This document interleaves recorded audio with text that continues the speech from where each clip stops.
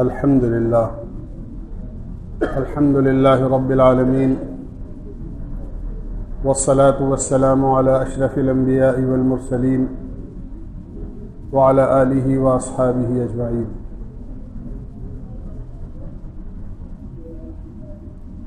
دوستو بزرگو،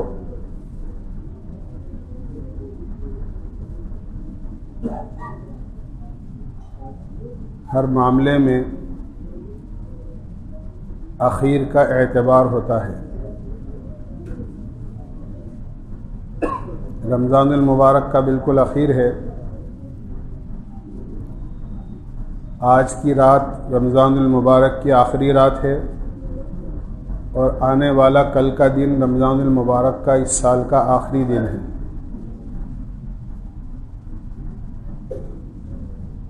اور یہ ہمیں معلوم ہی ہے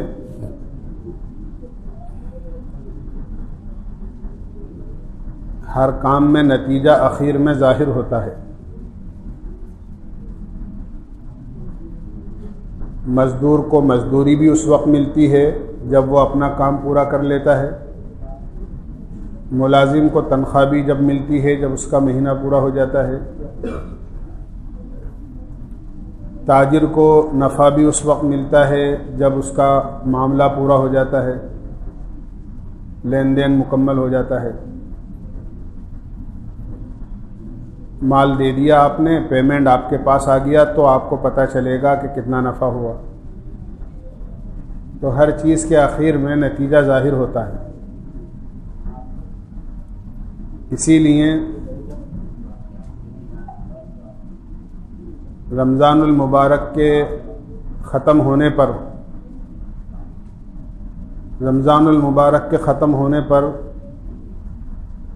جو عید سے پہلے والی رات ہوتی ہے یہ لیلۃ الجائزہ کہلاتی ہے، یعنی انعام کی رات. ایک حدیث میں تو یہاں تک آتا ہے کہ جو آدمی عیدین کی راتوں میں جاگ کر اللہ کی عبادت کرے، عید الفطر کی اور عید الاضحیٰ کی پہلی والی رات، اللہ تعالیٰ اس آدمی کا دل اس دن زندہ رکھیں گے جس دن لوگوں کے قلوب مردہ ہو جائیں گے، یعنی قیامت کے دن اس کو زندہ دل رکھیں گے. جب اللہ کے نبی علیہ الصلاۃ والسلام نے صحابہ سے یہ بات فرمائی کہ لیلۃ الجائزہ میں یعنی عید کی رات میں بندوں کی کثرت سے مغفرت کی جاتی ہے، تو صحابہ کرام نے پوچھا اللہ کے نبی کیا یہ رات شب قدر تو نہیں ہے؟ آپ نے فرمایا نہیں، شب قدر الگ چیز ہے. اور پھر آپ نے فرمایا قاعدہ یہ ہے کہ جب مزدور اپنا کام پورا کر لیتا ہے تو اس کی مزدوری دے دی جاتی ہے. رمضان المبارک میں اللہ کے بندیوں نے روزے رکھے، تراویح پڑھی، اللہ کی عبادت کی. اب رمضان مکمل ہو گیا تو اللہ تعالیٰ مزدوری کے طور پر مغفرت کا انعام عطا فرماتے ہیں. اسی لیے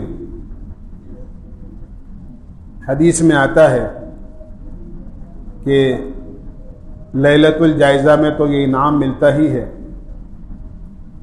جب عید کی صبح ہوتی ہے تو اللہ تعالیٰ فرشتوں کی ایک بڑی جماعت اور بڑا قافلہ زمین پر اتارتے ہیں اور ان کو یہ حکم ہوتا ہے کہ وہ اس راستوں کے کناروں پر کھڑے ہو جائیں جہاں سے عید کی نماز پڑھنے والے عید کی نماز کے لیے گزریں گے، اور راستوں کے کناروں پر کھڑے ہو کر وہ عید کی نماز کو جانے والوں کو سلام کرتے ہیں اور ان سے مصافحہ کرتے ہیں.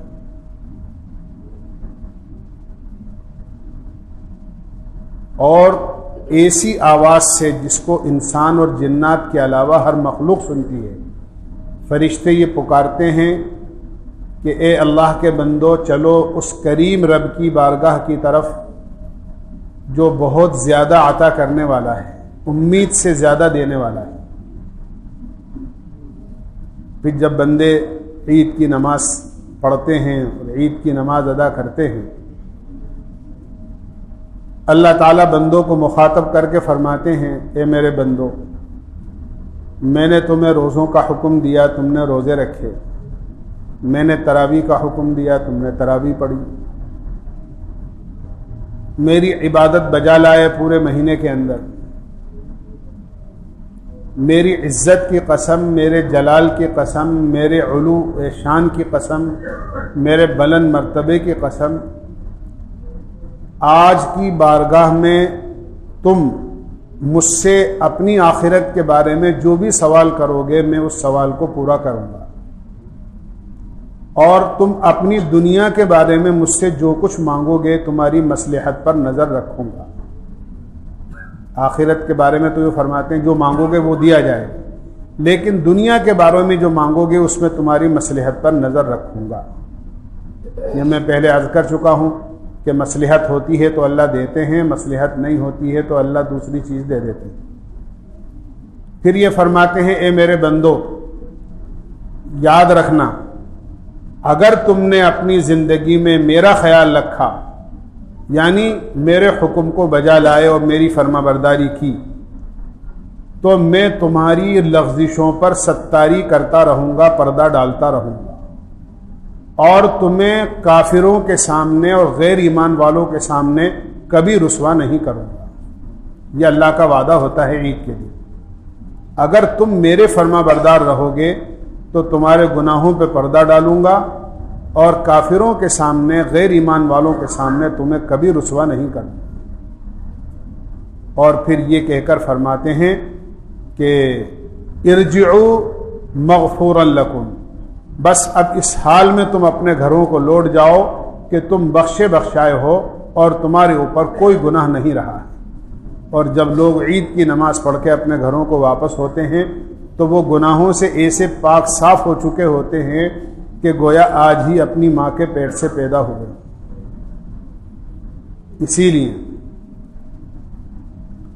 اللہ کے نبی علیہ الصلاۃ والسلام نے ارشاد فرمایا، آدمی کے انتقال کی اور مرنے کی دو حالتیں سب سے اچھی ہیں،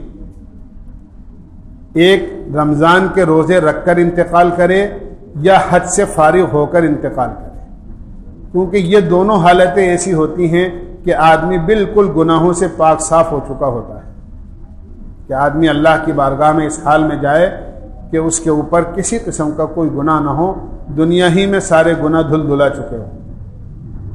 بہرحال یہ اخیر جو ہے وہ بہت مبارک اور بہت ہی اچھا ہے۔ عید ایک تہوار ہے جو ایمان والوں کا کہلاتا ہے۔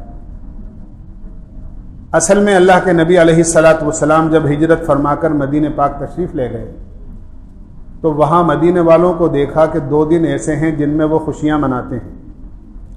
آپ نے ان سے پوچھا، یہ 2 دن کیسے ہیں جس میں تم اچھلتے کودتے ہو اور یہ خوشیاں مناتے ہو؟ تو صحابہ نے عرض کیا، اللہ کے نبی بنیاد تو کچھ ہے نہیں، لیکن زمانے جاہلیت سے یہ 2 دن اسی طرح خوشیوں کے چلے آئے ہیں۔ آپ نے فرمایا، اللہ نے تمہارے ان دونوں دلوں کو اس سے بہتر 2 دنوں سے بدل دیا ہے، اور ایک عید الفطر ہے اور ایک عید الاضحیٰ ہے، کہ اب اللہ نے یہ تمہارے پورے سال کے 2 تہوار متعین کر دیے ہیں۔ ان 2 تہواروں کے علاوہ کوئی تہوار مسلمانوں کا پورے سال میں نہیں ہے۔ ایک عید الفطر ہے جو شوال کی 1 تاریخ کو ہوتی ہے، اور ایک عید الاضحیٰ ہے جو ذی الحجہ کی 10 تاریخ کو ہوتی ہے۔ بس یہ 2 عیدیں۔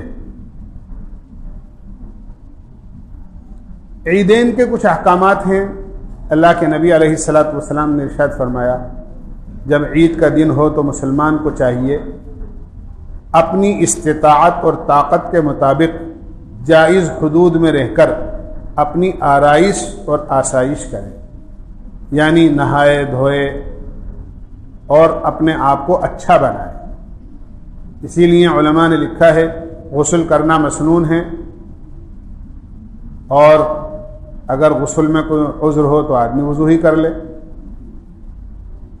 اچھے سے اچھے کوئی کپڑے آدمی کے پاس ہوں تو وہ لباس پہنے، خوشبو لگائے، مسواک کرے، ناخن کاٹے، اور عید کی نماز کے لیے ایک راستے سے جائے اور دوسرے راستے سے واپس آئے۔ تکبیر تشریق، اللہ اکبر اللہ اکبر، لا الہ الا اللہ واللہ اکبر، اللہ اکبر وللہ الحمد، یہ تکبیر تشریق کہلاتی ہے۔ اس تکبیر کو عید الفطر کے موقع پر آہستہ آواز میں جاتے ہوئے بھی اور واپسی میں بھی پڑھنا چاہیے۔ بقرعید کے موقع پر تو یہ بآواز بلند پڑھی جاتی ہے، لیکن عید الفطر کے موقع پر عید کی نماز کے لیے جاتے ہوئے اور آتے ہوئے یہ آہستہ اس کو پڑھنا چاہیے۔ اسی طرح عید کی نماز چونکہ بہت اہم ہے اور عید کا دن بہت اہم ہے، اللہ کے نبی علیہ الصلاۃ والسلام کا یہ معمول تھا کہ آپ عید الفطر کی نماز کے لیے جب جاتے تھے تو کچھ میٹھی چیز کھا کر جاتے تھے۔ چھوارے ہیں، کھجور ہے، اس قسم کی کوئی چیز کھا کر تشریف لے جاتے تھے۔ یہ اللہ کے نبی علیہ الصلاۃ والسلام کا عمل تھا۔ اس لیے عید کے دن عید کی نماز سے پہلے کچھ میٹھی چیز کھا کر جانا مسنون ہے۔ کھیر کھا کر یا سوئیں کھا کر جانا مسنون نہیں ہے، یہ تو ہم نے ضروری قرار دے لیا ہے کہ بھئی عید کے دن تو کھیر ہی بنے گی اور عید کے دن تو سوئیاں ہی بنیں گی۔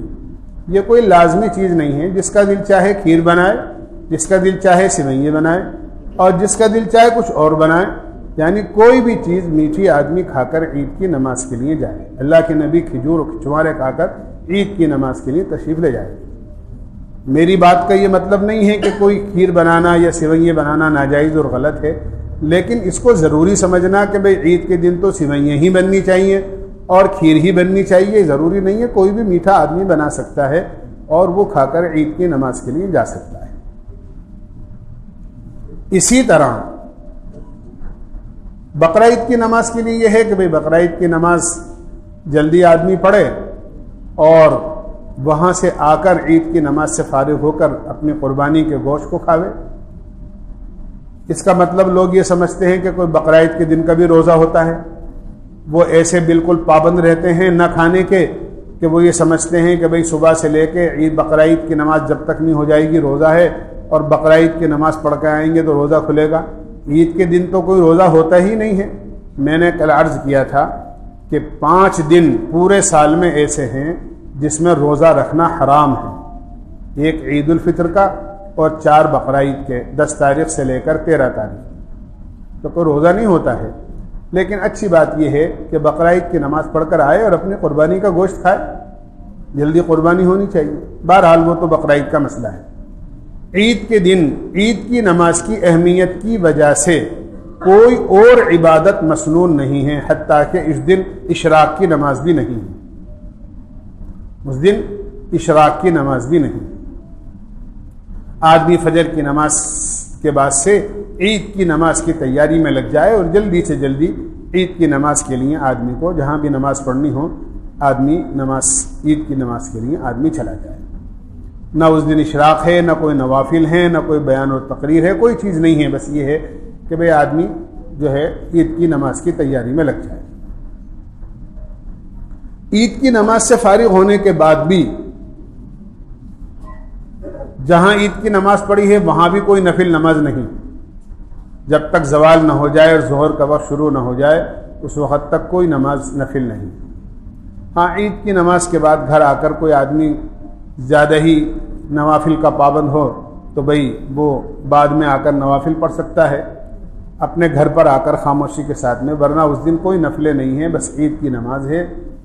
عید کی نماز جو ہے وہ واجب ہے، چاہے عید الفطر کی نماز ہو یا بقرعید کی نماز ہو۔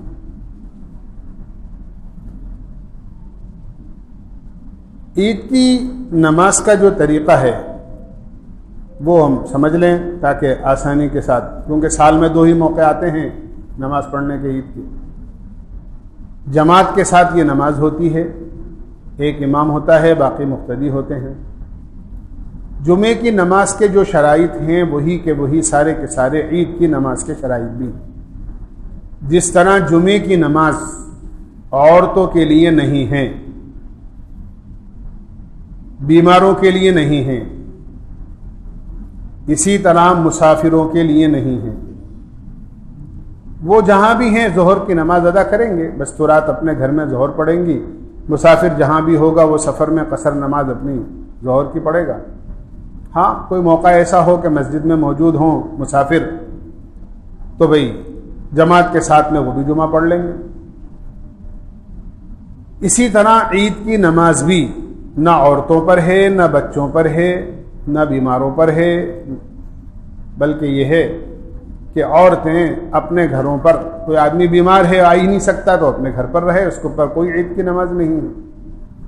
اسی طرح عورتیں ہیں، ان کے اوپر کسی قسم کی کوئی عید کی نماز نہیں ہے، وہ اپنے گھر پر رہیں، اور اس کا کوئی بدل بھی نہیں ہے۔ یہ نہیں کہ جیسے جمعے کی نماز کے بدلے میں وہ ظہر کی نماز پڑھیں گی تو عید کی نماز کے بدلے میں بھی کوئی نفل پڑھیں، ایسا کوئی نفل نہیں ہے۔ وہ اپنے گھر میں رہیں اور ان کے لیے کوئی نماز نہیں ہے۔ جس طرح مردوں کے لیے کوئی نفل نماز نہیں ہے، اس طرح عورتوں کے لیے بھی کوئی نفل نماز نہیں ہے۔ تو بہرحال مردوں کے لیے یہ نماز واجب ہے۔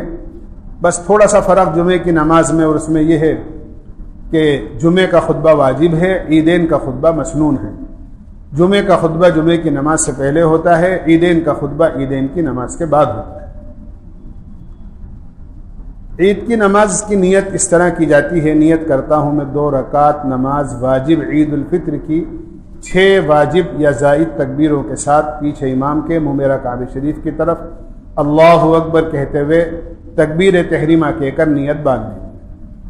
سبحانک اللہم پڑھیں گے، اس کے بعد امام صاحب کے ساتھ اللہ اکبر کہتے ہوئے ہاتھ اٹھائیں گے، ہاتھ چھوڑ دیں گے، دوسری مرتبہ پھر ہاتھ اٹھائیں گے اللہ اکبر کہتے ہوئے اور ہاتھ چھوڑ دیں گے، تیسری مرتبہ پھر اللہ اکبر کہتے ہوئے کانوں تک ہاتھ اٹھائیں گے اور ہاتھ باندھیں گے۔ مقتدی تو کچھ نہیں پڑھیں گے، امام صاحب پوری قرات کریں گے۔ پہلی رکعت کا رکوع اور دونوں سجدے کر کے کھڑے ہو جائیں گے دوسری رکعت کے لیے، اور دوسری رکعت میں امام صاحب جب پوری قرات کر چکیں گے، سورہ فاتحہ اور سورت پڑھ چکیں گے، تو امام صاحب کے رکوع میں جانے سے پہلے امام صاحب کے ساتھ اللہ اکبر کہتے ہوئے کانوں تک ہاتھ اٹھا کر ایک مرتبہ ہاتھ چھوڑ دیں گے، پھر دوسری مرتبہ کانوں تک ہاتھ اٹھا کر پھر ہاتھ چھوڑ دیں گے، تیسری مرتبہ پھر ہاتھ اٹھا کر کانوں تک ہاتھ چھوڑ دیں گے، اور چوتھی مرتبہ بغیر ہاتھ اٹھائے ہوئے رکوع کی تکبیر کہہ کر رکوع میں چلے جائیں گے۔ اس طرح ہماری نماز پوری ہوگی۔ امام صاحب کے سلام پھیرنے کے بعد اہتمام کے ساتھ میں خطبہ سنیں، اور خطبے کے بعد کے اندر پھر جو دعا ہوتی ہے اس میں شریک ہونا چاہیے۔ اجتماعی دعا ہوتی ہے جو قبولیت کے بہت زیادہ قریب ہوتی ہے۔ اس طرح ہمیں عید کی نماز اپنی ادا کرنی ہے، اور عید کے لیے یہ چیزیں مسنون ہیں جو میں نے عرض کیا ہے۔ غسل کرے، اچھے کپڑے پہنے، خوشبو لگائے، جلدی جائے، اچھی آرائش کرے آدمی، جو بھی آدمی کو طاقت رکھ سکتا ہو۔ میں پہلے کل عرض کر چکا ہوں، بہتر اور اچھی بات اور مستحب یہ ہے کہ عید کی نماز کو جانے سے پہلے ہی صدقہ فطر ادا کر دے، اپنی طرف سے اور اپنے نابالغ اولاد کی طرف سے یا اپنے گھر والوں کی طرف سے، اور خدا نخواستہ اگر عید سے پہلے ادا نہیں کر سکا ہے تو عید کے بعد جلدی سے جلدی ادا کر دے، تاکہ غریب مسلمان بھی اپنی عید منانے کا سامان کر لے اور اس کے لیے بھی آسانی ہو جائے۔ اللہ تعالی ہمیں عمل کی توفیق نصیب۔ سبحان اللہ وبحمدہ، سبحانک اللہم وبحمدک، ونشہد ان لا الہ الا انت، نستغفرک ونتوب الیک۔ صلی اللہ تعالی علیہ وسلم۔